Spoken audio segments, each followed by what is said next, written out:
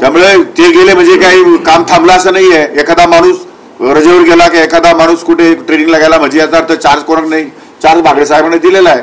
त्यामुळे काम सुरू राहील, काम बंद नाही पडणार. असं नाहीये, कोणी तर दुसरा त्याच लेवलचा दुसरा अधिकारी चार्ज असतोच ना. एक माणूस बदली झाला म्हणजे संपूर्ण सरकारच कोणाच होतो असं कोणी सांगितलं? होऊ शकतं ना. अधिकारी काही कारणानिमित्तानं बदली इकडे तिकडे होऊ शकते. ट्रेनिंग आहे, ट्रेनिंग कंपल्शन आहे. आणि याचं ट्रेनिंग येते मसुरी ट्रेनिंग मध्ये केंद्र सरकारचं ट्रेनिंग आहे, ते अवॉइड करता येत नाही.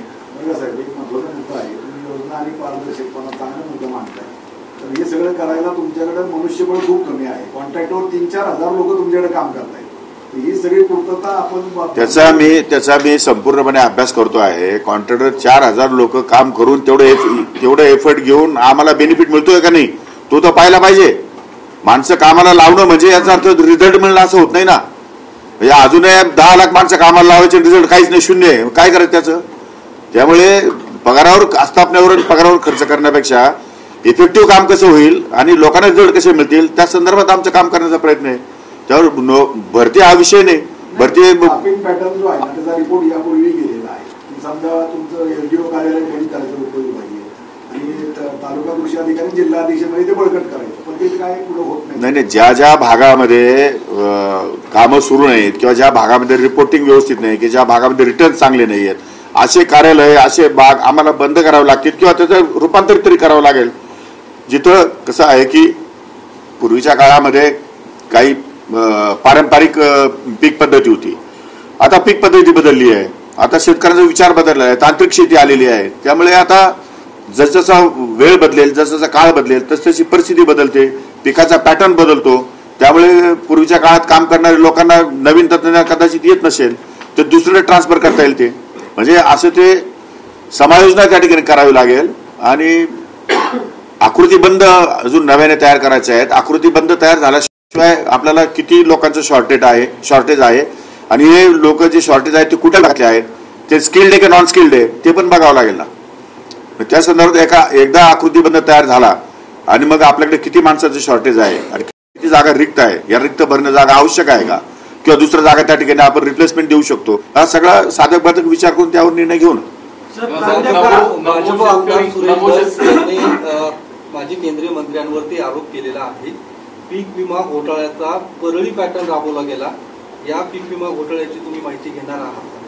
तुम्ही या सगळ्या गोष्टी तो हे बघा, त्या हाऊसमध्ये माननीय मुख्यमंत्री महोदयांनी त्याचं उत्तर दिलेलं आहे. मुख्यमंत्री महोदय ते सगळं तपासून बघतायत. त्यांनी त्यांच्या पातळीवरती काही यंत्रणा चौकशीसाठी लावलेल्या आहेत. काही अधिकारी चौकशी करून त्यांना अहवाल सादर करतील किंवा माझ्याकडे आला तर मी पण मुख्यमंत्र्यांना देईल. अद्यापपर्यंत कुठल्याही प्रकारचा अहवाल या ठिकाणी आलेला नाही. चौकशी सुरू आहे आणि चौकशीमध्ये जर काही गैर आढळलं तर ज्यांनी गैरप्रकार केले त्यांच्यावरती सरकार 100% कारवाई करेल.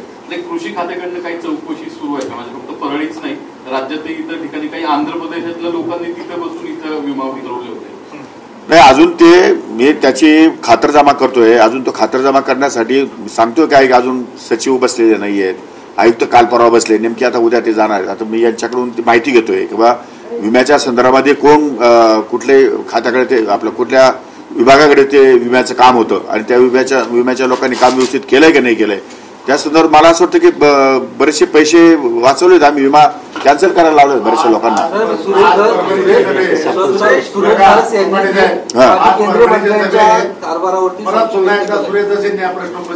माजी केंद्रीय मंत्र्यांच्या कारभारावर संशय व्यक्त केला त्यांनी. नाही ते मी ऐकलेलं नाही. माझे केंद्रीय मंत्री कारभार संशय व्यक्त केलेला आहे. पण एक गोष्ट आहे की त्याच्यामध्ये त्यांनी जे ऑब्जेक्शन दिले त्या संदर्भात आम्ही पीक कर्जाच्या जेवढे अर्ज आले होते ते व्हेरिफिकेशन मध्ये घेतल्यानंतर 303 अर्ज आम्ही रिजेक्ट केलेले आहेत ऑलरेडी. पण अजून त्याच्यामध्ये काही लोकांनी गैरफायदा घेतलाय का तो तपासून राहायचं बाकी आहे अजून. त्यांनी जाहीरच आरोप केला ना पोपटे साहेब की परळी पॅटर्न राबवला आणि गुजरातमध्ये वाटत आले आणि दुसरं काय ते उत्तर प्रदेशमध्ये वाटत आले म्हणजे कोणाला हात परळी पॅटर्न त्यांनी भाषणामध्ये कागदपत्र दाखवली, पुरावे दाखवले की माझ्याकडे असे पुरावे आहेत आणि थेट त्यांचं धनंजय मुंडेंकडे त्यांचं रोख होतं. हे बघा, सुरेश धस सन्माननीय सदस्य सुरेश धस साहेबांनी भाषण केलेलं आहे. त्यांनी पुराव्यासह काही गोष्टी दाखवल्या आहेत. प्रत्यक्षात वस्तुस्थिती तपासण्याचं काम आणि मुख्यमंत्री लेवलवरती सुरू आहे. त्यामुळे मी अजून त्यामध्ये लक्ष घातलेलं नाही, पण तरी सुद्धा मी त्या संपूर्ण याची माहिती या ठिकाणी घेणार आहे आणि त्यामध्ये काही त्रुटी सापडल्या तर जे जबाबदार लोक असतील त्यांच्यावरती कारवाई 100% होईल. धनंजय मुंडेंच्या काळात हा घोटाळा झाल्याचा आरोप होतोय. धनंजय मुंडेंच्या काळात हा घोटाळा झाल्याचा आरोप होतोय. कृषी खात्याच्या इतरही योजना किंवा काय त्याच्या संदर्भात पण तुम्ही पूर्ण आढावा घेणार का परत धनंजय मुंडेंच्या काळात? नाही, ज्या योजनांच्या संदर्भामध्ये लोकांच्या तक्रारी असतील त्या योजना रिव्ह्यू करायचा मी प्रयत्न करणार.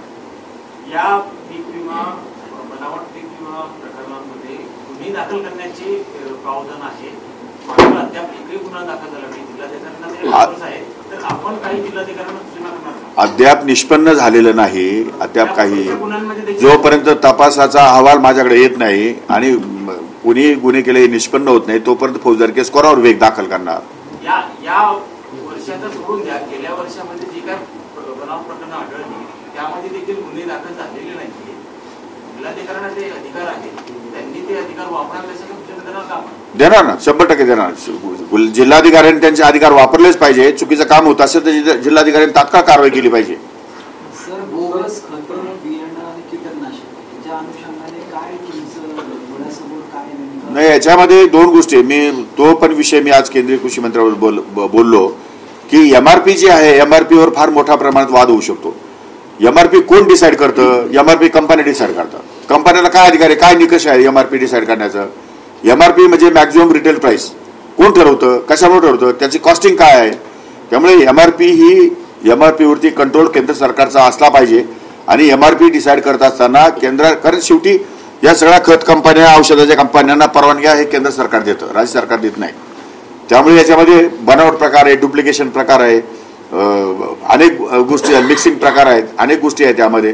त्यामुळे हे सगळं तपासावं लागणार, आम्हालाही तपासावं लागेल, आम्हाला त्याची माहिती घ्यावी लागेल आणि लिंकिंगचे जे प्रकार आहे, खताचे लिंकिंगचे प्रकार ते सुद्धा कसे कंट्रोल करता येतील त्या संदर्भात सुद्धा आमचा प्रयत्न राहणार आहे की 300 रुपयाची खताची गोणी घ्यायची किंवा औषधाची बाटली घ्यायची आणि त्याला जोडून अजून एक 800 रुपयाचं दुसरं औषध घ्यायचं जे त्या शेतकऱ्याला नको असतं. म्हणजे अशा प्रकारे जर कोणी लिंकिंग करत असेल तर त्याच्यावर कंट्रोल आम्हाला आणावं लागेल. त्यामुळे हे सगळं केंद्राशी बोलल्याशिवाय होणार नाही. केंद्र सरकार याच्यामध्ये 50% योजना आमच्या केंद्र सरकारशी निगडीत आहेत. त्यामुळे केंद्राला विश्वासात घेतल्याशिवाय याच्यातून सुरळीतपणा निघू शकत नाही असं माझं स्वतःचं मत आहे. त्यामुळे केंद्राशी एकदा बोलून खतं आणि औषधं, बी बियाणं या संदर्भातला मोठा इश्यू आहे तो केंद्र सरकारशी चर्चा करून निर्णय घेण्यात येईल. सर, कांद्याच्या संदर्भात कांद्याच्या भावाचा प्रश्न नाही आहे. कांद्याची एमईपी कमी, आपलं उत्पादन खर्च कमी व्हावा या संदर्भात आमचे काही प्रयत्न सुरू आहेत. कारण शेवटी पुन्हा एकदा ते औषधं, बी बियाणं, लागवड या खर्चाचं 1500 रुपये कमीत कमी क्विंटलला त्याचा खर्च होतो आणि त्याला मिळतात आता 1700-1800 रुपये किंवा फार झालं तर 2000 रुपये मिळतील शेतकऱ्यांना. पण तो प्रॉफिट रेशिओ जो आहे ना तो अत्यंत कमी आहे. त्यात ट्रान्सपोर्टेशन आहे, बाकीच्या गोष्टी, बऱ्याच गोष्टी आहेत त्याच्यामध्ये. त्यामुळे त्या शेतकऱ्याला काही शिल्लक राहत नाही. त्यामुळे उत्पादन खर्च कमी करून हमी भाव कसा देता येईल किंवा हमी कशी घेता येईल एखाद्या पिकाची त्या संदर्भातले माझे प्रयत्न असणार आहे. आता तसे मजुरी रेट वाढलेलेच आहेत ना. आता ठीक आहे ना, तुम्ही आता सगळं बहिणीवरच अवलंबून का बरं राहता? तुम्ही काम करायला पाहिजे पुरुषांना, सगळं बहिणीनेच करावं असं. आमचं ठीक आहे, आम्हाला निवडणुकीला बहिणीची गरज होती पण मग पुरुषांनी काय करायचं, त्यांनी काम नाही करायचं का? सर, शेतकरी आपण एक नमो महान सन्मान योजना त्यात महिलांनाही पैसे देतो, शेतकरी महिलांना, आणि डीबीटी देतो. आता लाडकी बहीणमुळे जर दोन्हीकडे लाभ घेतला तर जवळपास 20 लाख महिलांना त्याचा फटका बसणार आहे, त्या बाद होणार आहेत.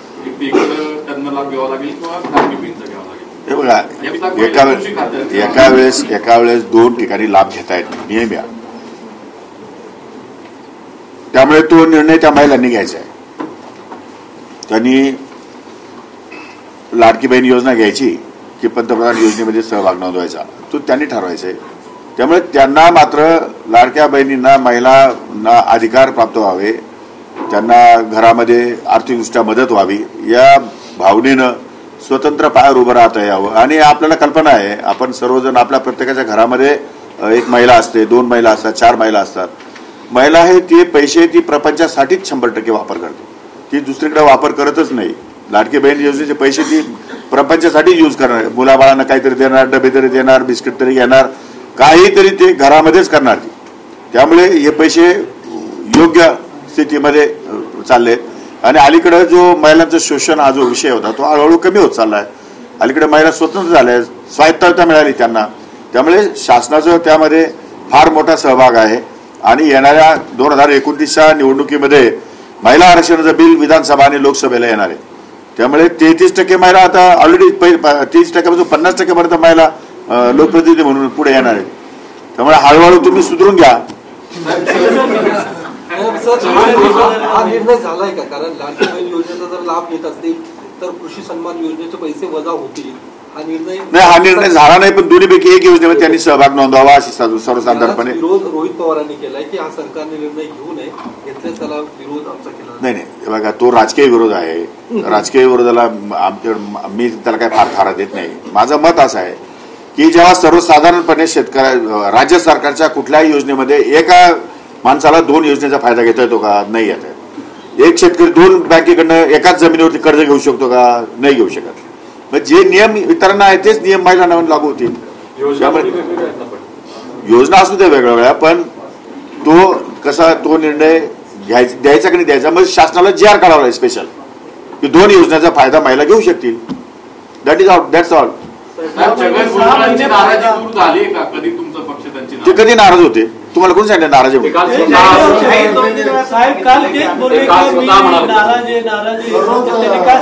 मला काय वाटत ते नाराज आहे म्हणून. तुम्हालाच वाटतं ते नाराज आहे? दिल्ली का परत त्यांना दिल्लीत पाठवायचं होतं, राज्यात चर्चा झाली होती का? जो जे वांछील तो ते लाभो. ज्यांना जिथं जायचंय तिथं जाऊ शकतील. ते काय अडचण नाही. त्यांना केंद्रात जायचं तर अरे मग त्यांना विचारलं त्यांना काय आवडेल ते. मला मी कसं सांगू त्यांना काय आवडतं? हा प्रश्न त्यांना विचारलेला योग्य राहील. नाही माझे नेते अजितदादा पवार आहेत.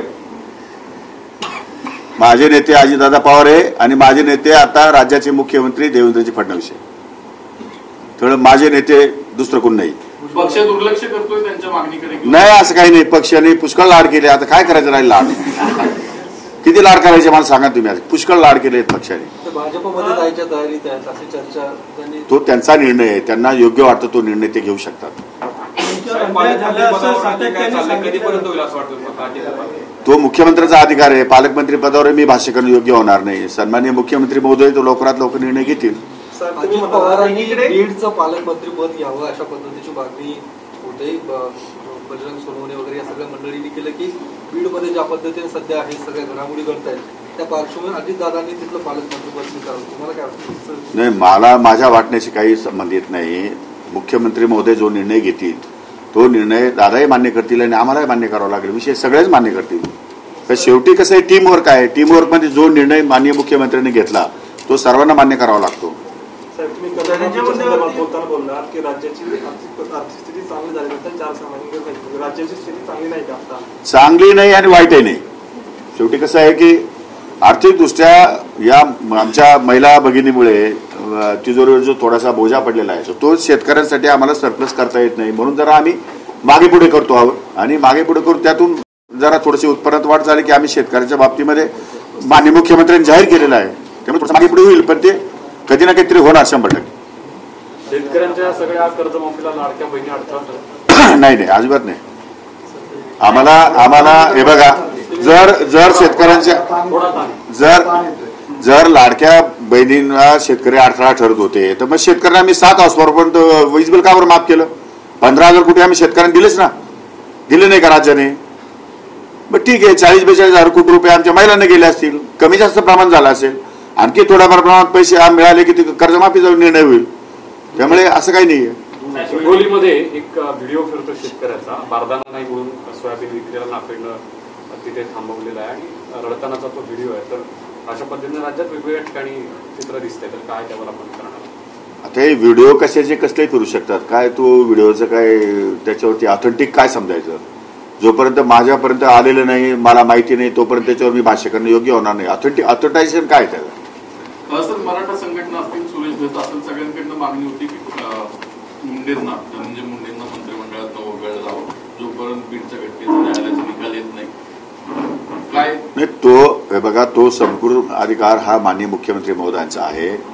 त्यामध्ये मुख्यमंत्री महोदय अहवाल घेऊन तो निर्णय ते घेतील. तुमच्या पक्षातले आमदार तसे मांडले नाही, असं तर माझ्या कानावर काही आलं नाही. ते बीड जिल्ह्यातले आहेत, ते त्यांच्या जिल्ह्यातले त्यांचं मत असू शकेल, मी नाही म्हणत नाही, परंतु त्यांचा विचार आहे तो. परंतु हा अधिकार शेवटी माननीय मुख्यमंत्री महोदयांचाच आहे. पण ती बीड मधली घटना पाहता संतोष देशमुख यांची हत्या, तुमचं काय मत आहे? तुम्हाला तिथे आता नवीन एसपी बसलेला आहे, एसपीची बदली झालेली आहे, चौकशा सुरू आहेत, चौकशी अहवाल येत आहेत, आरोपी गजाआड झालेले आहेत. त्याच्यामुळे 2 दिवसात लगेच रिपोर्ट येतील असं नाही, थोडंसं वाट पाहावी लागेल. एक 8-15 दिवस मीडिया आपलं कायमस्वरूपी चालूच आहे ना, कुठं बंद झाला आता काय शेवटची मुलाखत थोडीची. 2023 मध्ये सोयाबीन आणि कापूस उत्पादक शेतकऱ्यांना आपण 4,193 कोटी रुपयांचं अनुदान दिलं होतं. त्याच्या प्रचार आणि प्रसिद्धीसाठी साधारणतः 1,200 कोटी रुपये आपण खर्च केले. ते साधारणतः कुठं खर्च झाले त्याची माहिती मिळेल का? हा एक आहे. आणि आतापर्यंत साधारणतः 600 कोटी रुपये अनुदान वाटप शेतकऱ्यांना झालंय. काकीच्या आधार संमतीपत्र आल्यामध्ये वाटप अजून झालेलं नाही. त्या उर्वरित निधीचं काय? असे 2 बघा, ते ऑथेंटिक त्यांचं पेपर्स आल्याशिवाय त्यांना अनुदान मिळणार नाही. जोपर्यंत ते कशामुळे राहिले ते बघावं लागेल. त्यांचे पेपर्स अपूर्ण असतील तर मग त्यांना ते अनुदान मिळणार नाही. नंबर 1. आणि पहिला प्रश्न काय विचारला तुम्ही? प्रचार आणि प्रसिद्धीसाठी आपण एक वेगळा जी आर काढला होता आणि त्यात अनुदान ज्या वेळेला जाहीर झालं त्यामध्ये 2% काहीतरी निधी आपण प्रचार प्रसिद्धीसाठी. नाही, बघा, जाहिरात बाजी किंवा जाहिरात हा विषय वेगळा आहे. कुठल्याही सरकारमध्ये पब्लिसिटीसाठी नाही, परंतु लोकांच्या प्रबोधनासाठी काही गोष्टी कराव्या लागतात. काय करावं, काय करू नये, कोणाकडे जावं, कोणाकडे अर्ज करावा. एकीकडे सरकार घोषणा करणार आणि दुसऱ्या लोकांना काहीच करणार नाही, कोणाला भेटायचं. मग त्यामुळे काही गोष्टी ह्या लोकांना स्पष्टता येण्यासाठी काही गोष्टी कराव्या लागतात. त्या गोष्टी झाल्या असतील तर ते काय फार गैर नाही आणि फार मोठा खर्च झालेला नाही. तो किरकोळ खर्च आहे, तेवढा खर्च तर करावाच लागतो शासनाला. सर, विधानसभा निवडणुकीनंतर जो शरद पवार गट आणि अजित पवार गट दोन्ही एकत्र यावेत अशा पद्धतीची चर्चा सुरू आहे. तसं थेट वक्तव्य सुद्धा केले जाते. जसं काही दिवसांपूर्वी रोहित पवारांच्या आईने सुद्धा तसं वक्तव्य केलं होतं. काल आशाताई पवार, अजित पवारांच्या त्यांनी सुद्धा अशा पद्धती एकत्र यावं. काय भविष्यात असं होऊ शकतं चित्र? माझ्या कानावर काही आलं नाही, पण झाले तरी आम्हाला काय, म्हणजे आम्हाला तर चांगलीच गोष्ट आहे. वाईट काय? पण तुम्ही होत असेल तर वेल अँड गुड. एकत्र यायला पाहिजे. आम्ही जातो ना, मोठे साहेबांना भेटतो, असं काही नाही. मोठे साहेब कुठं आम्हाला चिमटा घेतात? कोणाच घेत नाही.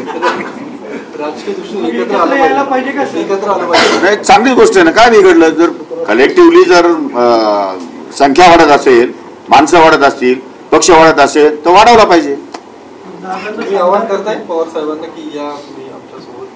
मी आवाहन करण्या एवढा मोठा माणूस नाही. मी पवार साहेब फार मोठे आहेत आणि कर्मधर्म संयोगाने त्यांनी जे खातं केंद्रामध्ये सांभाळलं आहे त्याच खात्याचं मला मंत्रिपद मिळालं आहे. त्यामुळे मी नशिबान समजतो स्वतःला. मी सुरुवातीलाच सांगितलं. त्यामुळे ठीक आहे. हा, 100% घेऊ ना, कोणाचाही घेऊ. साहेबांचं तर घ्यावंच लागेल. पण इतर कुठलाही गल्ली बोळाचा शेतकरी जरी आला आणि तो सांगितलं मला तुम्हाला सांगायचं काही गोष्टी, I am not a perfect man. आयुष्यामध्ये माणूस कोणीच परफेक्ट नसतो. त्यामुळे कोणाकडूनही माहिती घेतल्याने काही कमीपणा येत नाही. त्यामुळे ज्या गोष्टी माहीत नाही त्या गोष्टी कोणी सांगितल्या तर आपल्याला घ्यायला काय अडचण नाही, ज्ञान घ्यायला.